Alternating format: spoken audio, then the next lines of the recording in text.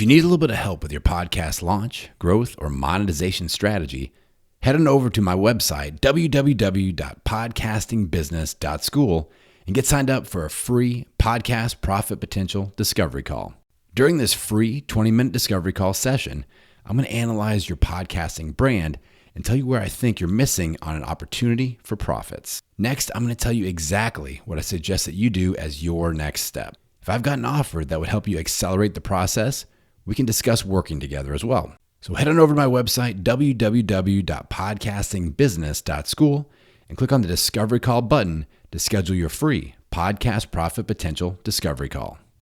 What's up, Pod Pals? It's your buddy Adam, and you are listening to Podcasting Business School. It's the show where I teach podcasters how to love their podcast like a hobby and build it like a business. And this is a very special podcast audit episode. I've got my new pod pal, Heather, here from the Choosing Happy podcast. Heather, welcome to the show. Thank you. Good to be here. All right. So let's dive in first by setting a goal. Let's say that you and I are sitting here 6 months from today and everything has gone extremely well. I gave you some brilliant strategies and things have really taken off. Over the next 6 months, what would you love to see happen with your show and with your brand?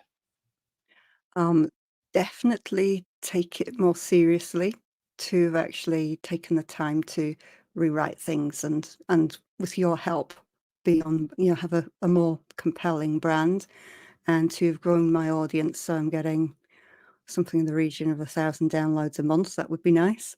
Okay. And possibly monetize it as well. Okay. Outstanding. And who is the ideal listener for the Choosing Happy podcast? Who are you really looking to target there? I was thinking about this afternoon. I think it's completely shifted from when I started. So it's something I've got to revisit, because what's going out there doesn't match what the original ideal listener was. So I'm kind of... Okay. I mean, that is very typical. Let me just say that, like, especially, how many episodes have you released of the show? There are 80. Sorry, my 80th official episode gets recorded tomorrow, but in between that, there's a lot of bonus episodes. There's about 300, I think, altogether now. Okay. So, I mean, I think you're in a very typical spot where people go along this podcasting journey and it's kind of a weaving path. And a lot of times we will have an aha moment where we're like, I need to pivot what the show is about or who I'm trying to talk to a little bit. And this is very, very common. And sometimes podcasters take this as, ooh, I failed. I have to rebrand or I have to pivot. But that's not the case. In my opinion, it's just a very normal part of the podcasting journey. Very few of us start out as professional marketers and market research specialists and things like this. We really don't know what we're doing. We just know that we have a message inside of us that we're trying to get out, and we kind of figure it out along the way as we fine tune and perfect. So does that make sense? Does that help a little bit? Yeah, absolutely.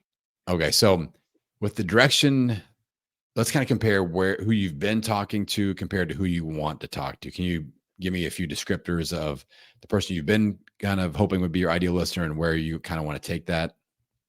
I was hoping my ideal listener would be kind of entrepreneurs who are struggling with all the changes and need some help with mindset.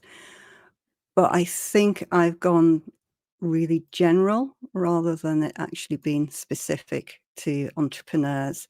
So I'm doing what I kind of wanted to avoid doing, and trying to do because I don't want to come across as it just being, something happy and cheerful that you just listen to, light and fluffy, because that's not really what I wanted it to be about. I'm having some really powerful conversations with people who've developed their businesses on what they love. And that was really the essence of what I wanted to do, as well as assisting people with any mental health or stress or anxiety that's coming up because of the massive changes. I started the podcast just after COVID. So it was all about really helping people.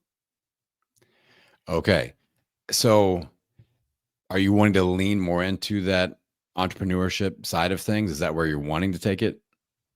To be honest, I'm wondering whether to separate it out and start a new podcast specifically for entrepreneurs and keep this one going, but choose a narrower, a more defined audience. Okay, well, let's talk about this. This is an important decision as, the choice to rebrand a current show or start a brand new show. A lot of podcasters are kind of at that fork in the road of like, which Mm. path should I take?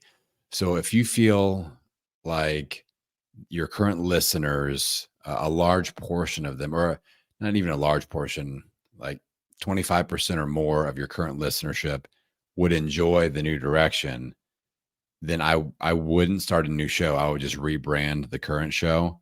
But if you feel Right. if it's like less than 25%, then let's go ahead and start a completely new RSS feed and a brand new show. What we don't want to Mm. do is create extra steps and extra homework for our current listeners that would enjoy the new show to go. And now you have to go subscribe somewhere else, and only a certain percentage will do that. So it Mm. may, something to think about, but it may make more sense to just rebrand the current show. If there's 25% or more will be interested in the new topic. Does that make sense? Yeah, yeah. They probably would because the Okay. feedback I've got is from entrepreneurs. So yeah. Okay. So let's just make an assumption that's kind of the direction we may want to make there. I've got good news for you.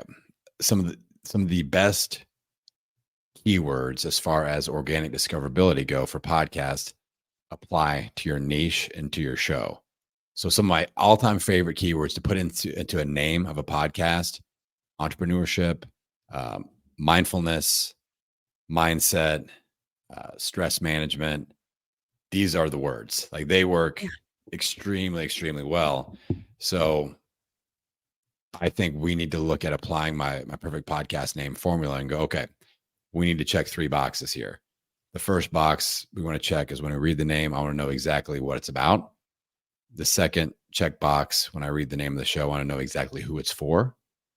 And then the third check box is I want at least 2 really strong searchable keywords that people are searching in Apple Podcasts or Spotify or other podcast player apps for a show like yours.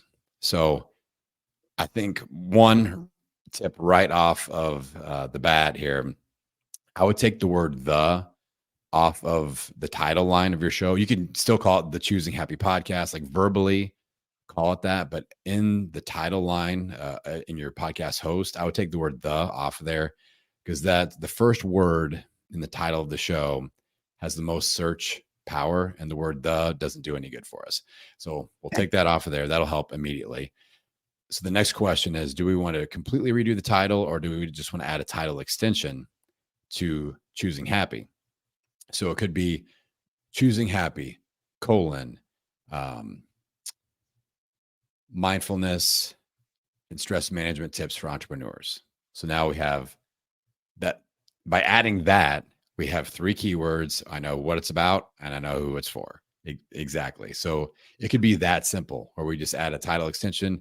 That way you wouldn't have to do a whole rebranding to do of relaunching, rebranding. It's totally new. Now I would work on your art a little bit and say, okay, let's add this new terminology to the art. That's going to help. So people search mindfulness tips, and then all of a sudden on your art they see mindfulness and stress management tips for entrepreneurs. All right, this seems like it's for me.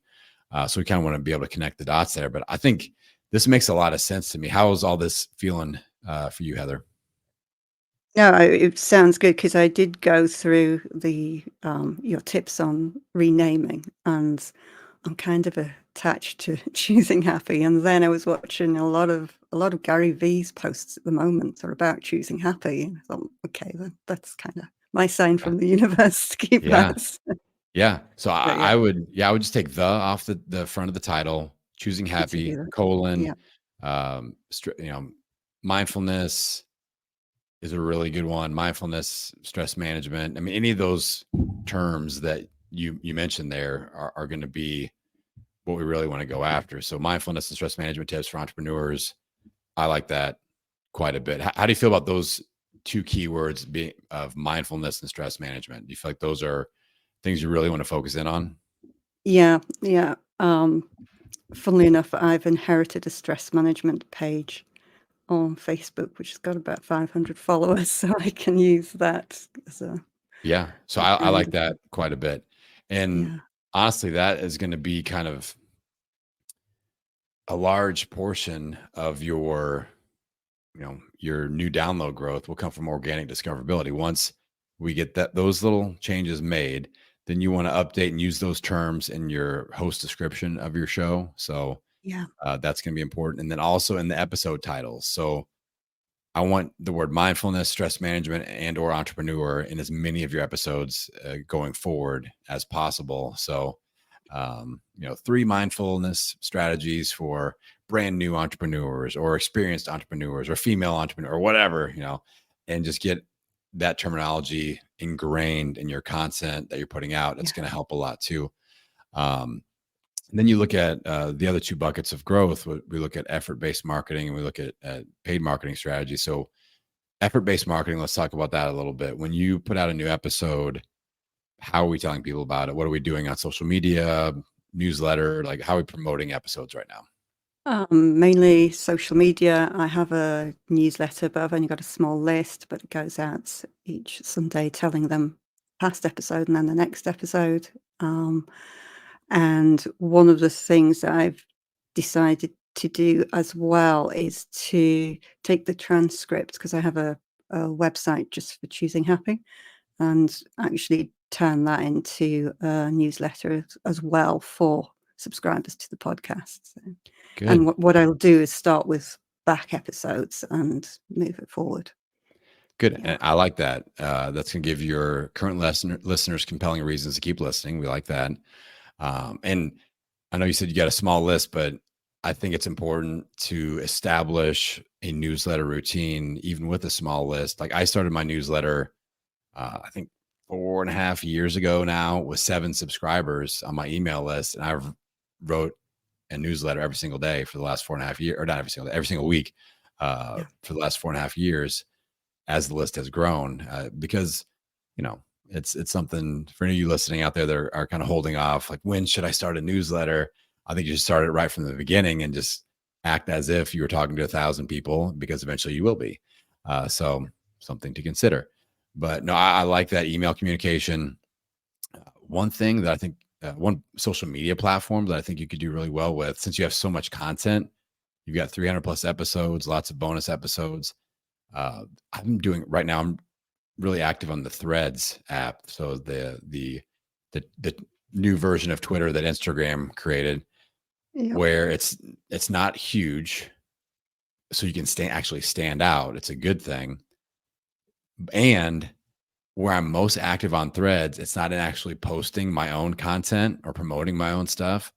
What happens is I go in and you can kind of feed the algorithm and search hashtags like mindfulness, you know, stress management, whatever.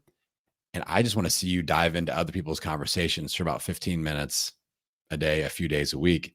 So when I'm sipping my cold brew coffee in the morning, I will, I've posted enough that my feed is just full of people going, I just launched my podcast, or I'm getting ready to launch my podcast. Any tips, or who knows any growth strategies for podcasts? I've got 500 and however many episodes of my own show. So if somebody goes, I really want to learn how to grow my show. I launched my show and it's not growing. I'll go, well, hey, I've been podcasting for, since 2015. I've got over 1 million downloads under my belt. I recorded an episode with 5 strategies to help you double your downloads. I would love to have you listen to this, and I'll post the link. And I'm just doing that for like 15 minutes, a few days a week. And so many people are just flooding into my podcast from that, because I've got that specific episode. And I would go ahead. I personally drop the link right there to Apple Podcasts. I go, hey, here it is. Go listen to it. But I think that people on that Threads app are very receptive to somebody making a free podcast suggestion. There's a lot of podcasters and podcast listeners on there. So it's kind of more brand awareness and kind of showing off your expert positioning a little bit more than anything. But it's just working so well. And you can get right in front of your ideal fit listener of people that are entrepreneurs. They are stressed out, and you can add some advice and go, here, just there's an episode. There's an episode. And I've got a couple episodes that I just kind of have benchmarked, and I'm referring those over and over and over again depending on what kind of conversations I'm getting in. So that's been extremely effective. It's been a great use of my time. Like I said, I'm just drinking my coffee, answering questions, and dropping episode links. So it's not like, I'm not going, Heather, I need you to spend 45 minutes a day creating TikTok videos or anything like that. Like that, yeah, that's very involved, and it doesn't always work. But Threads is nice because when you do post, I recommend just text only. Like video and images don't even work that well on Threads, just text only. So you could do a stress management tip of the day for entrepreneurs, and just a little, or whatever your episode is, just post a little thread about it and go, here's the top takeaway from today's episode. Here's what your homework from today's episode, whatever, promote it a little bit, and then go and join in other people's conversations. What'll happen is they'll come and look at they're like, wow, this person's got great information. They'll come over to your feed and look at all the stuff you've been posting. And then if you have, a link on your profile to, your website, or do a discovery call, or listen to your show, or whatever, it's easier for them to make those leaps. Does that make sense? Yeah, absolutely. Yeah. So I think that could be some pretty well spent Yeah. time for you there with effort-based marketing. Now, do you have your own programs, products, and services like coaching or consulting or courses or anything like that you're offering to your audience? I do, but I hadn't heard anything about stress management. Funnily enough, I've just been thinking about that this week, and what I'm thinking about doing is offering kind of a low ticket course, but an annual where you get kind of a mini workshop once a week just by email. So probably do something like $97, but you get 52 mini courses, because, as you say, I've got a lot of the content there, so I can already kind of put that out pretty immediately. So. Okay. And I see where you're trying to get to there, but I've got two bits of friendly advice, a word of caution, perhaps here. So we have to be careful about overwhelming people with our offers. So somebody may see that and go, ooh, 52 challenge workshops or that's a lot. I can't keep up with that. And then it's also at a really low price point. So that those two things, I think you may be cheapening the value that you're delivering there. Yeah. So if you're going to go at the $97 price point, I would probably do less, fewer components, I guess, simpler. Okay. I would simplify it a little bit, maybe once per month.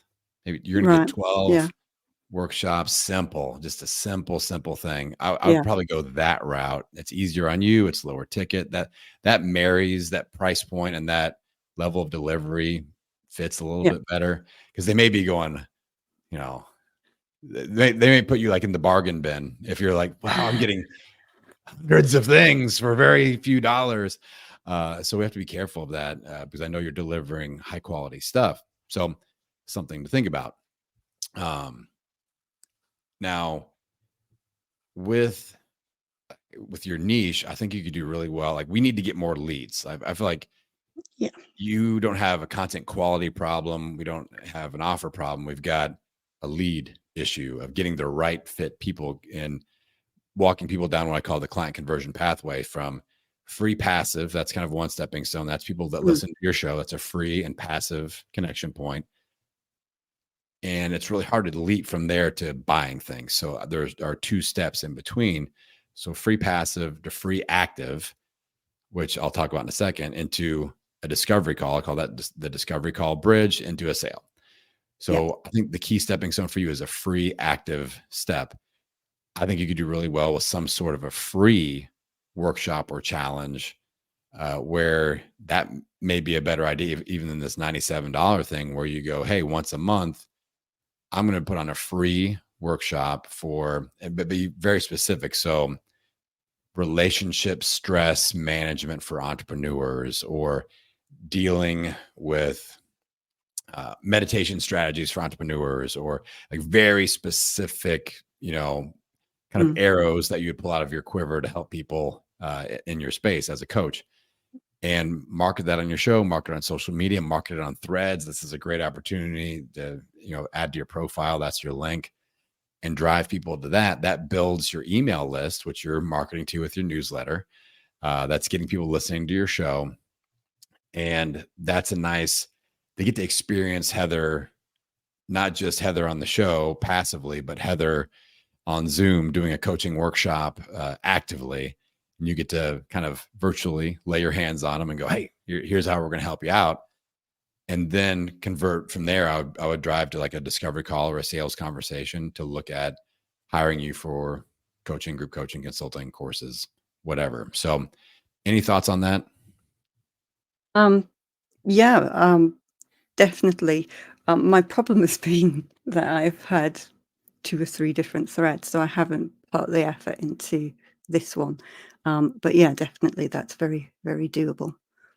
Yeah. Yeah. And I think it's not a bad idea just in general for any podcaster, but especially in your space where people will benefit from kind of one leader and group energy, you know, Mm, with mindfulness, with stress management. You know, there's benefit to one-on-one, but it seems like there's a multiplier effect in that area. And you know this better than me. Maybe I'm wrong, but like of having a group of people all kind of going, yeah, I get stressed out about this as well. Here's what stresses me out about my relationships as an entrepreneur. And just there's that synergy effect. And it's not just like you one-on-one with the coach doing therapy, but like hearing other people so you don't feel like you're such an outlier yeah, in the way that you feel. So I think yeah, there's potential there. that's what I was gonna say, is that a lot of stressed out people think they're the only one, and it's kind of bordering on the mental well-being, so we're not so open with that side of Yeah. things. Yeah, Yeah. yeah.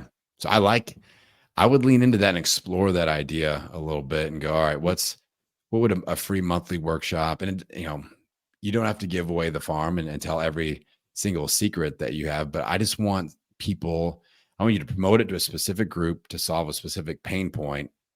They get that appetizer and then they're hungry for the meal, and which they Yeah, will pay for. So on the other side of yeah, that, we do some follow-ups and go on, hey, how did you enjoy the workshop? Uh, what was your main takeaway? Would love to talk to you about, you know, next steps as far as working with me that would make sense, whether it's a community, a course, coaching, consulting, things like that. So yeah. that feeling like Oh, it could potentially make sense for you. yeah, definitely. And even if it doesn't, like I really want you to think about that second stepping stone of how do I get active with my audience. And what we're doing Mm, right here is an example of that as well. Like I put out a call to action on my show. I invite listeners to come on the show for a podcast audit. You've moved from the first stepping stone of free passive to now free active. We're eyeball to eyeball interacting here on StreamYard and able to talk to each other back and forth. And I'm able to coach you up a little bit. So this is another good example of something that you could definitely do for your show and show off, whether it's like this or a group format or whatever. So I would just, even if the workshop thing doesn't quite work out, let's look at opportunities to kind of activate your audience a little bit, and let's find that, because I think that going from that position into a sale is much more likely than you putting a call to action out on your show, going, "Hey, buy my bright new shiny yeah, thing." yeah. That's a little bit of a jump. Does that make sense? Yeah, you probably noticed I haven't done that. I've really avoided doing that. Yeah. The only So the only call to action is to subscribe, so yeah. yeah, and that's not a bad thing at all. Like we would definitely want people subscribing. So I don't think that's a bad move. But now, you know, let's set up a workshop for the end of September or the beginning of October and start talking about that a little bit. You can kind of marry your content a little bit. So let's say you were going to do a, you know, meditation workshop for entrepreneurs or something like that. Meditation and mindfulness strategies for entrepreneurs. And then I would drop a couple episodes in that vein of that type of topic, just to kind of perk their earbuds up and go, ooh, and if you like this, you should come to my workshop. It's going to be even better. And so it'll kind of drive people into that, and you'll start seeing people convert over. So I call that a content campaign. So I would spend, you know, 2 weeks, maybe 3 weeks of kind of marrying your content to that topic. And you got to think like, if they like this episode, they're going to love my workshop, and kind of use that to promote it. Make sense? Yeah, absolutely. Brilliant, thank Cool. you. All right. I think we got some good strategies. I don't want to dump too many ideas into your brain here. Um, but I do want to give you the opportunity to shout out your show. So, where do people go for your website? If they want to connect with you on social media, where are the best connection points, Heather? Okay, it's the choosinghappypodcast.com. to actually go to the downloads and the full suite of recordings. I'm Heather V Masters on Facebook. I also have a Choosing Happy page, which I don't really keep up to date on Facebook. That's something I'm going to look at. And I'm also on Instagram, Heather V Masters, and Choosing Happy on there as well. All right. Outstanding. Everybody go and support our pod pal, Heather, and the Choosing Happy podcast. All right. And if you all want to come on the show and take that next stepping stone, have a free active session with your buddy Adam here, head on over to the website, podcastingbusiness.school. There are only 3 buttons. Click on that freebie button and you'll see the podcast audit calendar. You can hop on there and come on the show. So appreciate everybody listening in. Appreciate Heather for coming on the show and being willing to be coached here. And for everybody out there listening to the show, I'm going to send you out into the world, wishing you health, happiness, and many downloads. We'll see you next time. Hey there, pod pals. Do you feel like you could use a little bit of help with your podcast launch, growth, or with converting your podcast listeners into becoming your best clients? I want you to head on over to my website, www.podcastingbusiness.school, and watch the 4-minute video that talks about who I help and exactly how I can help them out. Next, I want you to click on the Discovery Call button to set up a free podcast profit potential discovery call where we can talk about working together to help you reach your podcasting and online business goals. Head on over to my website, www.podcastingbusiness.school, and get signed up for your free podcast profit potential discovery call.